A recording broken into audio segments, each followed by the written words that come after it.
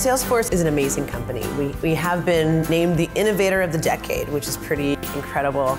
I tell my team it's the year of Trailblazers. And when you think about what a Trailblazer is, we're all blazing trails. You look at the community we're creating, our partners and our ecosystem, all of us are innovating together. And when I think about Trailblazers, we really challenge ourselves, how do we do business differently?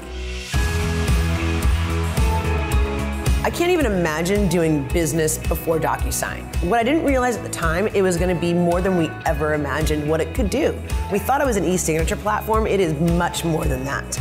And we started thinking about how can we capture additional data through DocuSign, not just who signed it. I think what DocuSign is really bringing is this concept of a system of agreement. Everybody has to prepare documents. They're getting them signed somehow. They're fulfilling the obligations. And then they've got to manage that agreement and that relationship across the enterprise.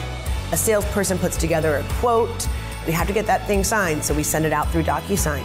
We capture all this additional data, but now DocuSign is enabling downstream automation for us. So once you get a signed contract, there's still something you have to do.